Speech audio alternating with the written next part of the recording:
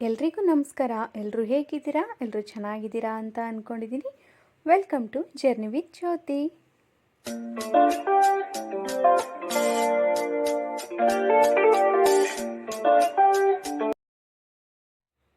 ನಿಮಗೆಲ್ಲ ನನ್ನ ವೀಡಿಯೋಸ್ ನಾನು ಮಾಡ್ತಿರೋಂಥ ಲಾಗ್ಸ್ ಇಷ್ಟ ಆದರೆ ದಯವಿಟ್ಟು ಪ್ಲೀಸ್ ಸಬ್ಸ್ಕ್ರೈಬ್ ಮಾಡ್ಕೊಳ್ಳಿ. ಹಾಗೆ ಒಂದು ಲೈಕ್ ಕೊಡಿ. ನಿಮ್ಮ ಅನಿಸಿಕೆಗಳನ್ನ ಕಮೆಂಟ್ ಮೂಲಕ ತಿಳಿಸಿ.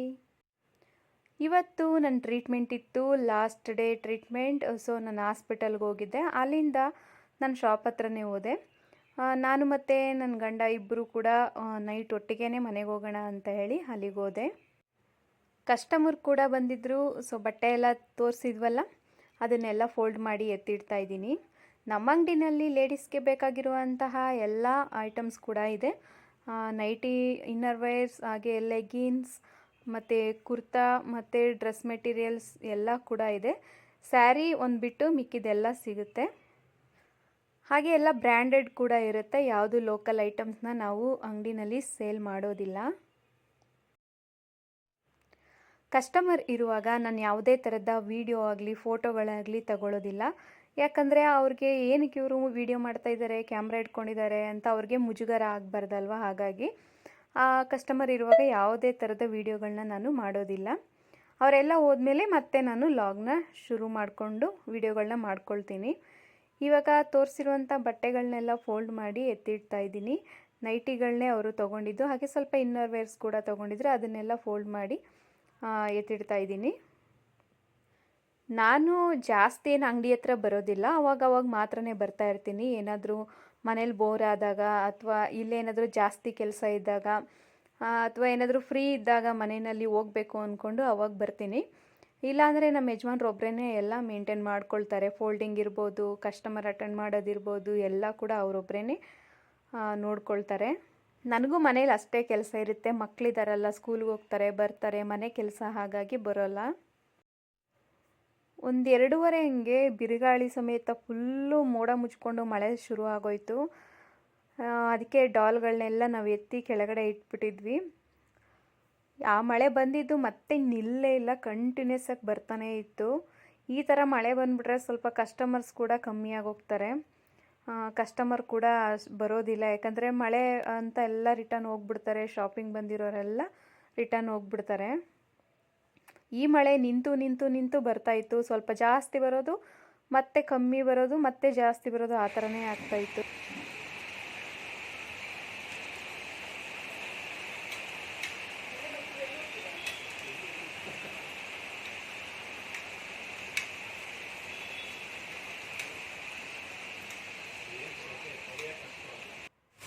ಹಾಗೆ ಊಟಕ್ಕೆ ಅಂತ ಹೇಳಿ ನಾನು ಇಲ್ಲೇ ತರಿಸ್ಕೊಂಡಿದ್ದೆ. ರೆಗ್ಯುಲರಾಗಿ ನಮ್ಮ ಯಜಮಾನ್ರು ಬಿರಿಯಾನಿನ ತೊಗೊಂಬರ್ತಾರೆ ಒಂದು ಕಡೆ, ಅಲ್ಲೇ ತರಿಸಿದ್ದೆ. ಹಾಸ್ಪಿಟಲ್ಗೆ ಹೋಗಿದ್ದರಿಂದ ಊಟನೇ ತೊಗೊಂಡೋಗಿರಲಿಲ್ಲ. ಊಟ ಆದಮೇಲೆ ನನಗೊಂದು ಲೋಟ ಬಿಸಿನೀರು ಕುಡಿದ ಅಭ್ಯಾಸ. ಯಾವಾಗಲೂ ಊಟ ಆಗಿದ ತಕ್ಷಣ ಒಂದು ಲೋಟ ಬಿಸಿನೀರನ್ನ ಕುಡಿದ್ರೆ ನಮಗೆ ಜೀರ್ಣಕ್ರಿಯೆಗೆ ಸಹಾಯ ಆಗುತ್ತೆ.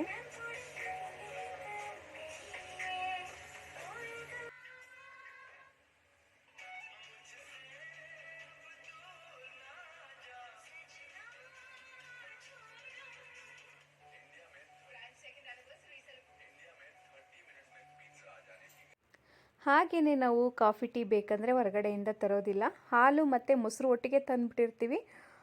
ಬೇಕು ಅಂದಾಗ ಮಜ್ಜಿಗೆ ಮಾಡಿಕೊಂಡು, ಇಲ್ಲ ಅಂದರೆ ಕಾಫಿ ಟೀನ ಮಾಡ್ಕೊಂಡು ಕುಡಿತೀವಿ.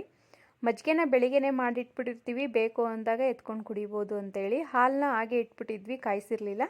ಇವಾಗ ಕಾಯಿಸಿಟ್ಟೆ, ಹೊಡ್ಕೊಂಬಿಡುತ್ತೆ ಅಂತ ಹೇಳಿ ಕಾಯಿಸಿಟ್ವಿ. ಒಂದು 5 ಗಂಟೆ ಹಂಗೆ ಕಾಫಿ ಮಾಡ್ತೀವಿ, ಮತ್ತು ಬೆಳಿಗ್ಗೆ ಓಪನ್ ಮಾಡಿದಾಗಲೂ ಸಹ ಕಾಫಿನ ಮಾಡ್ಕೊಂಡು ಕುಡಿತೀವಿ ಅಂಗಡಿನಲ್ಲಿ. ಹಾಗೆ ಕರೆಂಟ್ ಕೂಡ ಹೊಟ್ಟೋಯ್ತು. ಇನ್ನು ಮಳೆ ಬೇರೆ, ಆಚೆ ಕರೆಂಟ್ ಇಲ್ಲ, ಕಸ್ಟಮರ್ ಕೂಡ ಯಾರೂ ಬರೋಲ್ಲ ಕತ್ಲೆನಲ್ಲಿ, ಮಳೆಯಲ್ಲಿ. ಜನ್ರೇಟ್ರ್ ಕೂಡ ಕೈ ಕೊಟ್ಟಿತ್ತು. ಏನು ಮಾಡೋದು ಅಂತಲೇ ಗೊತ್ತಾಗ್ತಾ ಇರಲಿಲ್ಲ. ತುಂಬ ಬೋರ್ ಆಗ್ತಾಯಿತ್ತು.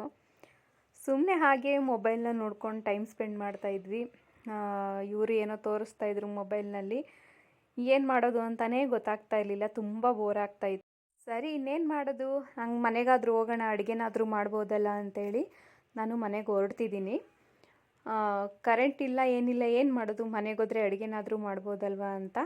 ಟೈಮ್ ಏನು ಜಾಸ್ತಿ ಆಗಿರಲಿಲ್ಲ, ಒಂದು 5:30 ಆಗಿತ್ತೇನೋ. ಆಚೆಗಡೆ ಮಳೆ ಬರ್ತಾನೆ ಇದೆ, ಇನ್ನು ಸಣ್ಣನೇ ಆಗ್ತಾನೆ ಇತ್ತು. ನಮ್ಮ ಯಜಮಾನ್ರು ಕರ್ಕೊಬಂದು ಬಿಟ್ಟು ಹೋದ್ರು. 6 ಗಂಟೆಗೆ ಮತ್ತೆ ಅವ್ರು ರಿಟರ್ನ್ ಹೋದರು. ನಾನು ಇಲ್ಲಿ ಸ್ವಲ್ಪ ಮುಖ ಎಲ್ಲ ತೊಳ್ಕೊಂಡು, ಇಲ್ಲೂ ಕೂಡ ಜೋರು ಮಳೆ ಬರ್ತಾ ಇತ್ತು. ಸರಿ ಅಂದ್ಬಿಟ್ಟು ನಾನು ಕಾಫಿನ ಮಾಡ್ಕೊಂಡು ಕುಡಿತಾ ಇದ್ದೆ. ಮಳೇಲಿ ಕಾಫಿ ಕುಡಿಯೋದಂದರೆ ನಂಗೆ ತುಂಬ ಇಷ್ಟ.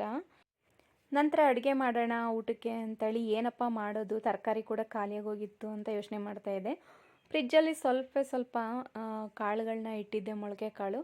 ಅದನ್ನೇ ಹಾಕಿ ಒನ್ ಟೈಮ್ಗೆ ಮಾತ್ರ ಬಿಸಿ ಸಾಂಬಾರು ಮುದ್ದೆ ಮಾಡೋಣ ಅಂತ ಕಾಳುಗಳನ್ನ ಎತ್ತಿ ಈಚೆ ಇಟ್ಟೆ. ಸ್ವಲ್ಪನೇ ಇತ್ತು ಅದು ಕೂಡ. ತರಕಾರಿ ಕೂಡ ಖಾಲಿಯಾಗಿತ್ತು. ಒಂದು ವಾರಕ್ಕೆ ಎಷ್ಟು ಬೇಕೋ ಅಷ್ಟೇ ನಾವು ಕೂಡ ತರಿಸಿಡೋದು. ಕರೆಕ್ಟಾಗಿ ಒಂದು ವಾರ ಆಗಿತ್ತು. ಆಲೂಗೆಡ್ಡೆ, ಒಂದೇ ಒಂದು ಕ್ಯಾರೆಟ್, ಸ್ವಲ್ಪ ಬೀನ್ಸ್ ಇತ್ತು, ಅದನ್ನೇ ಹಾಕಿ ಒನ್ ಟೈಮ್ಗೆ ಮಾಡ್ತಾಯಿದ್ದೀನಿ.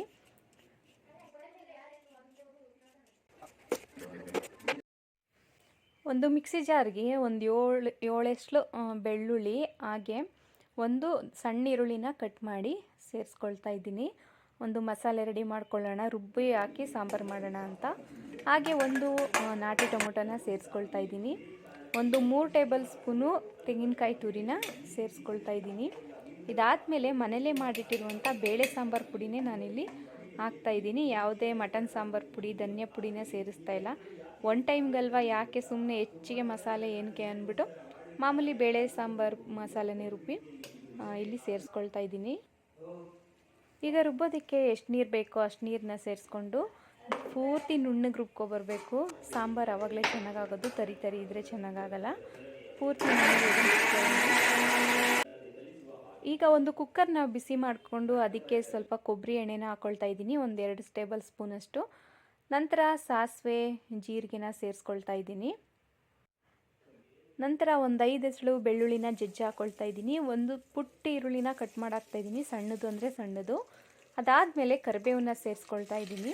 ಇಷ್ಟನ್ನು ಕೂಡ ಸ್ವಲ್ಪ ಫ್ರೈ ಮಾಡ್ಕೋಬೇಕು. ಈಗ ಕಟ್ ಮಾಡಿ ತೊಳೆದಿಟ್ಕೊಂಡಿರುವಂಥ ತರಕಾರಿಗಳನ್ನ ಸೇರಿಸ್ಕೊಂಡು ಸ್ವಲ್ಪ ಮಿಕ್ಸ್ ಮಾಡಿ ಸಣ್ಣೂರಿನಲ್ಲಿ ಬೇಯೋದಕ್ಕೆ ಬಿಟ್ಬಿಟ್ಟು 1 ಲೋಟ ಅಕ್ಕಿನ ತೊಳೆದಿಟ್ಕೊಳ್ತಾ ಇದ್ದೀನಿ. ಮಕ್ಕಳಿಗೆ ಅನ್ನ ಬೇಕೇ ಬೇಕು. ಹಾಗೆ ನಾವು ಕೂಡ ಈ ಥರ ರುಬ್ಬಾಕಿ ಏನಾದರೂ ಮೊಳಕೆ ಕಾಳಿನ ಸಾಂಬಾರು, ಮಟನ್ ಸಾಂಬಾರು, ಚಿಕನ್ ಸಾಂಬಾರು ಮಾಡಿದಾಗ ನಾವು ಕೂಡ ಸ್ವಲ್ಪ ರೈಸ್ನ ತಿಂತೀವಿ. ಇಲ್ಲಾಂದರೆ ಮುದ್ದೆನೇ ಸಾಕಾಗುತ್ತೆ. ಈಗ ಮೊಳಕೆ ಕಟ್ಟಿದ ಕಾಳುಗಳನ್ನ ಹಾಕ್ಕೊಂಡು ನಾವೇನು ರುಬ್ಬಿಟ್ಕೊಂಡಿದ್ವಲ್ಲ ಸಾಂಬಾರಿಗೆ, ಅದನ್ನು ಸೇರಿಸಿ ಇದನ್ನು ಕೂಡ ವಾಸನೆ ಎಲ್ಲ ಹೋಗೋ ತನಕ ಚೆನ್ನಾಗಿ ಫ್ರೈ ಮಾಡ್ಕೊಳ್ತೀವಿ.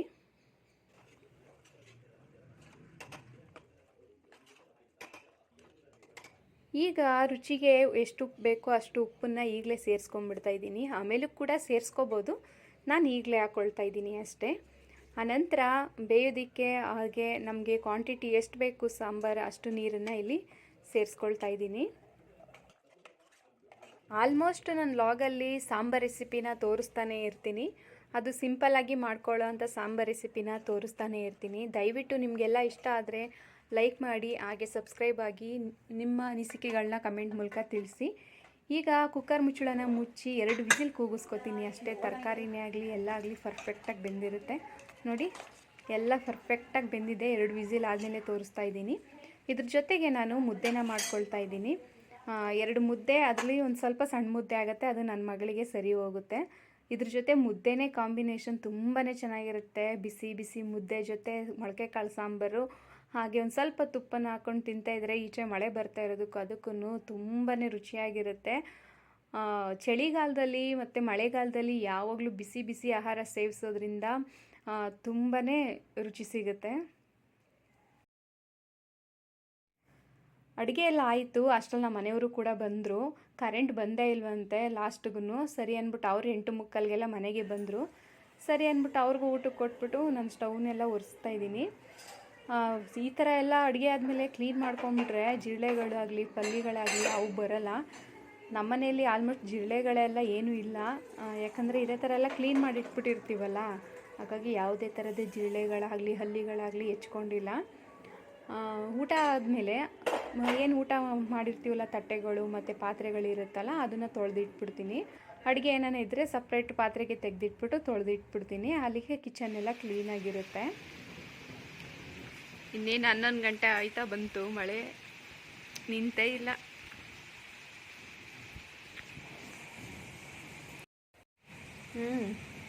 ಕೇಳಬೇಡ ಬಿಡಿ, ಇಷ್ಟೊತ್ತಲ್ಲಿ ಏನಕ್ಕೆ ಕೇಳ್ತೀಯ? ಬೇಡ ಬಿಡಿ, ಇಷ್ಟೊತ್ತಲ್ಲಿ ಕೀಳ್ಬಿಡ್ದು. ಅಮೃತ ಬಳ್ಳಿನೂ ಚೆನ್ನಾಗಿ ಬಂದೈತೆ. ಈಗ ಮಳೆ ಹುಯ್ತಾ ಇದೆಯಲ್ಲ, ಚೆನ್ನಾಗಿ ಬರುತ್ತೆ ವಿಳ್ಯದೆಲೆ. ಬಿಸಿಲು ಬಿದ್ದರೆ ಹಿಂಗಾಗ್ಬಿಡುತ್ತೆ ಅಲ್ವೇ.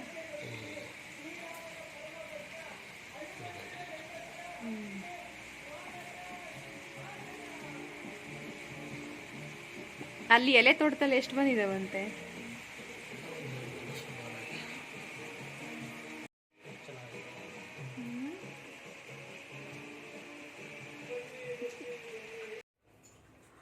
Good morning friends. ಮತ್ತೆ ನಾನು ಬೆಳಿಗ್ಗೆಯಿಂದ ಲಾಗ್ನ ಶುರು ಮಾಡ್ತಾ ಇದ್ದೀನಿ. ನೈಟು ಮಳೆನೂ ನಿಂತಿಲ್ಲ, ನಾವು ವಾಕಿಂಗ್ ಹೋಗಿಲ್ಲ, ಸರಿ ಅಂದ್ಬಿಟ್ಟು ನೈಟ್ ಮಲ್ಕೊಂಡ್ವಿ.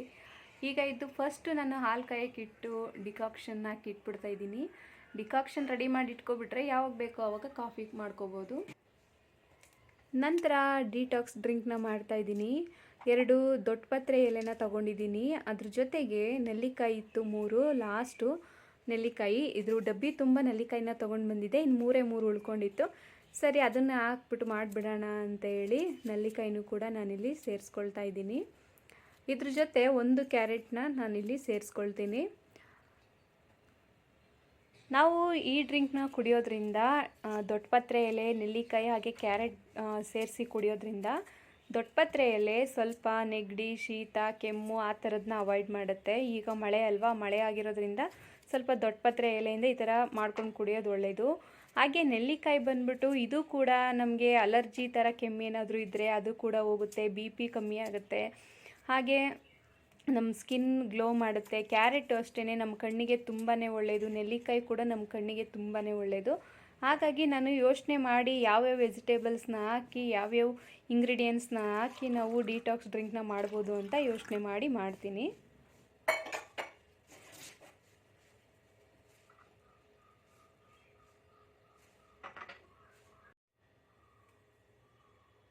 ನೋಡಿ ರೆಡಿ ಆಯಿತು. ಈ ಡ್ರಿಂಕ್ ಮಾತ್ರ ತುಂಬಾ ಚೆನ್ನಾಗಿತ್ತು, ಸ್ವೀಟ್ ಆಗಿತ್ತು, ಸ್ವಲ್ಪ ಖಾರವಾಗಿತ್ತು, ಸ್ವಲ್ಪ ಹುಳಿ ಹುಳಿ ಅಂಶನೂ ಇತ್ತು, ತುಂಬಾ ಚೆನ್ನಾಗಿತ್ತು. ನೀವು ಒಂದ್ಸರಿ ಈ ಡ್ರಿಂಕ್ನ ಮಾಡ್ಕೊಂಡು ಕುಡಿದು ನೋಡಿ, ಇಷ್ಟ ಆದರೆ ಕಮೆಂಟ್ ಮಾಡಿ. ನಂತರ ನಾನಿಲ್ಲಿ ಬೆಳಿಗ್ಗೆ ಬ್ರೇಕ್ಫಾಸ್ಟ್ ಬಂದು ರವೆ ಮತ್ತು ಅಕ್ಕಿ ಹಿಟ್ಟನ್ನ ಸೇರಿಸಿ ರೊಟ್ಟಿನ ಮಾಡ್ಕೊತಾ ಇದ್ದೀನಿ. ರೊಟ್ಟಿ ಅಂದರೆ ತಟ್ಟೋದಲ್ಲ, ಅದೇ ಕಲ್ಲು ಮೇಲೇ ಬಳ್ದು ಮಾಡ್ತಾರಲ್ವ ಹಳ್ಳಿ ಕಡೆ, ಅದೇ ಥರ ರೊಟ್ಟಿನೇ ನಾನು ಮಾಡ್ತಾ ಇರೋದು. ಚಳಿ ಇತ್ತಲ್ಲ, ಮಳೆ ಹುಯ್ದಿತ್ತಲ್ಲ ಈಚೆಗಡೆ, ಹಾಗಾಗಿ ಇದನ್ನು ಮಾಡೋಣ, ಬಿಸಿ ಬಿಸಿ ಚೆನ್ನಾಗಿರುತ್ತೆ ಅಂತ ಹೇಳಿ ಮಾಡ್ತಾಯಿದ್ದೀನಿ. ಇದ್ರ ಜೊತೆ ಶೇಂಗಾ ಚಟ್ನಿ ತುಂಬಾ ಚೆನ್ನಾಗಿರುತ್ತೆ, ಕಡಲೆಕಾಯಿ ಬೀಜ ಚಟ್ನಿ. ಸ್ವಲ್ಪ ಮೆಣಸು, ಬೆಳ್ಳುಳ್ಳಿ, ಸ್ವಲ್ಪ ಹುಣಸೆಹಣ್ಣು ಮುಂದಾಗಿಟ್ಟು ಚಟ್ನಿನ ಮಾಡಿದ್ರೆ ಇದ್ರ ಜೊತೆ ತುಂಬಾ ಚೆನ್ನಾಗಿರುತ್ತೆ ಕಾಂಬಿನೇಷನ್ ಆಗಿ. ಇದಕ್ಕೆ ನಾನು ಚಿರೋಟಿ ರವೆನ ಮತ್ತು ಅಕ್ಕಿ ಹಿಟ್ಟನ್ನ ಹಾಕಿ ಸ್ವಲ್ಪ ಮಿಕ್ಸ್ ಮಾಡಿ, ಯಾವ ದೋಸೆ ಹಿಟ್ಟಿಗಿಂತ ಒಂಚೂರು ಗಟ್ಟಿಗೆ ಮಿಕ್ಸ್ ಮಾಡಿ ಮುಚ್ಚಿಟ್ಬಿಟ್ಟಿದ್ದೀನಿ, ಅದು ನೆನೀತಾ ಇರುತ್ತೆ. ಅಷ್ಟರಲ್ಲಿ ನಾನಿಲ್ಲಿ ಚಟ್ನಿಗೆ ರೆಡಿ ಮಾಡ್ಕೊಂಡ್ಬಿಡ್ತೀನಿ. ಒಂದು ಬಾಣಲಿನ ಬಿಸಿಗಿಟ್ಕೊಂಡು ಒಂದೇ 2 ಇಡಿಯಷ್ಟು, 2 ಇಡಿಗಿಂತ ಕಮ್ಮಿನೇ, ಸ್ವಲ್ಪ ಕಡಲೆಕಾಯಿ ಬೀಜನ ಹಾಕಿ ಹುರ್ಕೊಳ್ತಾ ಇದ್ದೀನಿ. ಅದು ಮುಕ್ಕಾಲು ಭಾಗ ಫ್ರೈ ಆಗ್ತಿದ್ದಂಗೆ ಅದಕ್ಕೇ ಒಣಮೆಣ್ಸಿಕಾಯಿನ ನಾನು ಸೇರಿಕೊಂಡು ಅದ್ರ ಜೊತೆನೇ ಫ್ರೈ ಮಾಡ್ಕೊಂಡು ಬಿಡ್ತೀನಿ. ಈಗ ಒಂದು ಮಿಕ್ಸಿ ಜಾರ್ಗೆ ಒಂದು 5 ಎಸಳು ಬೆಳ್ಳುಳ್ಳಿನ ಸೇರಿಸ್ಕೊಂಡು, ಹಾಗೆ ಸ್ವಲ್ಪ ಕಡಲೆಪಪ್ಪು ಅದನ್ನು ಕೂಡ ಸೇರಿಸ್ಕೊಂಡು, ನಂತರ ಫ್ರೈ ಮಾಡಿಟ್ಟಿರುವಂಥ ಮೆಣಸಿಕಾಯಿನ ತೊಟ್ಟು ಬಿಡಿಸಿ ಹಾಕ್ಕೊಳ್ತಾ ಇದ್ದೀನಿ. ನಂತರ ಕಾಯಿ ತುರಿ ಹಾಗೆ ಹುರಿದಿಟ್ಕೊಂಡಿರುವಂಥ ಕಡಲೆ ಬೀಜನ ಹಾಕಿ ಉಪ್ಪು, ಹುಣಸೆಹಣ್ಣನ್ನ ಸೇರಿಸಿ ರುಬ್ಕೊಳ್ತಾ ಇದ್ದೀನಿ. ಅದು ಸ್ಕಿಪ್ ಆಗಿಬಿಟ್ಟಿದೆ, ಹಾಗಾಗಿ ಅದನ್ನು ತೋರಿಸ್ತಾ ಇಲ್ಲ. ಇದ್ರ ಜೊತೆ ನಿಮಗೆ ಕಡಲೆಕಾಯಿ ಬೀಜ ಚಟ್ನಿ ಬೇಡ ಅಂತ ಹೇಳಿದ್ರೆ ನೀವು ಇದನ್ನು ಮಾಡ್ಕೋಬೋದು, ಏನು ಬದನೆಕಾಯಿ ಗೊಜ್ಜು ಕೂಡ ಮಾಡ್ಕೋಬೋದು, ಅದು ಕೂಡ ತುಂಬಾ ಚೆನ್ನಾಗಿರುತ್ತೆ. ನೋಡಿ ಇವಾಗ ನಾನು ರೊಟ್ಟಿನ ಬಳಿತಾ ಇದ್ದೀನಿ. ಆಲ್ರೆಡಿ ಒಂದನ್ನು ಹಾಕಿ ತೆಗೆದಿಟ್ಟಿದ್ದೀನಿ, ಇದು 2ನೇದು. ತುಂಬ ಚೆನ್ನಾಗಿ ಬರುತ್ತೆ, ಎಲ್ಲೂ ಕೂಡ ಅಂಟ್ಕೊಳ್ಳೋದಿಲ್ಲ, ಹಾಗೆ ಸೀದೋಗೋದಿಲ್ಲ, ತುಂಬ ಚೆನ್ನಾಗಿ ಬರುತ್ತೆ. ಹಂಚಿನ ಚೆನ್ನಾಗಿ ಕಾಯಿಸ್ಕೊಂಡು ನಂತರ ಬಳಿಬೇಕು. ಅದ್ರ ಮೇಲೆ ಇವಾಗ ನಾನು ಸ್ವಲ್ಪ ಕೊಬ್ಬರಿ ಎಣ್ಣೆನ ಹಾಕ್ಕೊಳ್ತಾ ಇದ್ದೀನಿ. ಕೊಬ್ಬರಿ ಎಣ್ಣೆನೇ ಹಾಕ್ತಾಯಿದ್ದೀನಿ, ಚೆನ್ನಾಗಿರುತ್ತೆ ಟೇಸ್ಟ್ ಅಂತ. ನೋಡಿ ಒಂದು ಚೂರು ಅಂಟ್ಕೊಂಡಿಲ್ಲ, ತುಂಬ ಚೆನ್ನಾಗಿ ಬಂದಿದೆ. ನೀವು ಯಾವಾಗಲೂ ಅಷ್ಟೇ ಮನೇಲಿ ಚಿರೋಟಿ ರವೆ ಹಾಗೆ ಅಕ್ಕಿ ಹಿಟ್ಟು, ಗೋಧಿ ಹಿಟ್ಟು 3 ರೆಡಿ ಇಟ್ಕೊಂಡ್ಬಿಟ್ರೆ ನಿಮಗೆ ಸಣ್ಣ ಹಸು ಆದಾಗ ಈ ಥರ ರೊಟ್ಟಿನ ಹಾಕ್ಕೊಂಡು ತಿನ್ಬಿಡಿ. ಸ್ವಲ್ಪ ಹುಚ್ಚೆಳ್ಳೆಣ್ಣೆ ಅಥವಾ ಕಡಲೆಕಾಯಿ ಎಣ್ಣೆ ಏನಾದರೂ ಹಾಕ್ಕೊಂಡು, ಉಪ್ಸಾರು ಖಾರ ಇರುತ್ತಲ್ವ ಅದ್ರ ಜೊತೆ ತಿಂದರೆ ತುಂಬಾ ಚೆನ್ನಾಗಿರುತ್ತೆ. ಅಲ್ಲೇ ಮಾಡ್ಕೋಬೋದು, ಕ್ವಿಕ್ಕಾಗಿ ಮಾಡ್ಕೋಬೋದು. ಅದಕ್ಕೆ ನಮ್ಮ ಮನೇಲಿ ಯಾವಾಗಲೂ ಚಿರೋಟಿ ರವೆ ಹಾಗೆ ಅಕ್ಕಿ ಹಿಟ್ಟು, ಗೋಧಿ ಹಿಟ್ಟು ಇಷ್ಟು ಕೂಡ ರೆಡಿ ಇರುತ್ತೆ, ಯಾವಾಗಲೂ ನಾನು ಇಟ್ಕೊಂಡಿರ್ತೀನಿ. ಈಗ ಮಕ್ಳಿಗೆಲ್ಲ ಹಾಕ್ಕೊಟ್ಟಿದ್ದೀನಿ. ಇವಾಗ ನಮ್ಮ ಯಜಮಾನ್ರಿಗೆ ಬಾಕ್ಸ್ ಪ್ಯಾಕ್ ಮಾಡ್ತಾಯಿದ್ದೀನಿ. ಅದಾದಮೇಲೆ ನಾನು ಕೂಡ ರೊಟ್ಟಿ ಹಾಕ್ಕೊಂಡು ತಿಂದ್ಬಿಟ್ಟು ಬಿಸಿ ಬಿಸಿ ರೊಟ್ಟಿ ತಿಂದು ಮನೆ ಕೆಲಸ ಎಲ್ಲ ಮುಗಿಸ್ಕೋಬೇಕು.